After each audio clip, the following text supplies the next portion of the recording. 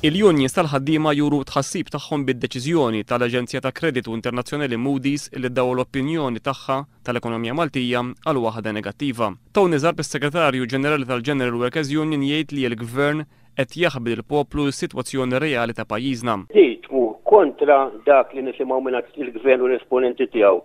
Illi f'pajjiżna kollox sejjer tajjeb, kollox misi fuq ir-rubini.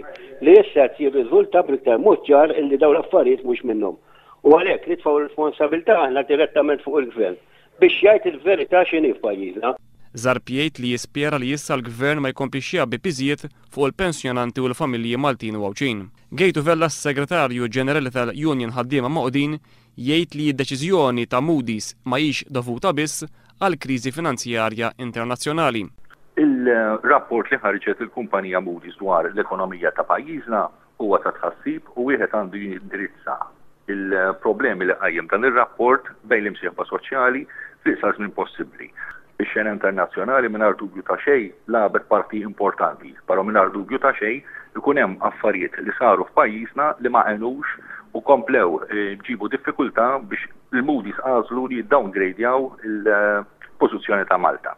Fisem il-Forum Unions Maltin, John Bencini appella lill-Gvern biex jimxi bi prioritajiet mhux bħalma għamel meta ta' żieda ta' 500 euro. Sa jispiċċaw il-ħaddiema fuq l-artar ta' sagrifiċċju għax diġà qal li fil-budget li ġej sa jittieħdu l-miżuri. X'sa nagħmlu? Sa nagħmlu issa nieħdu l-miżuri fuq il-middle class, fuq in-nies iktar vulnerabbli, fuq il-pensjonanti, u għalhekk jeħtieġ illi qabel il-budget issir studju bis-serjetà flimkien ma' sħab soċjali ħalli l-poplu Malti jkun jew verament fejn qiegħed. John Bencini talab lill-Gvern biex ilaqqad l-imsieħba soċjali, inkluż il-Forum Unions Maltin, bilha li jkun diskuss ir-rapport ta' Moody's għaliex il-poplu għandu dritt li jkun jaf il-verità kollha.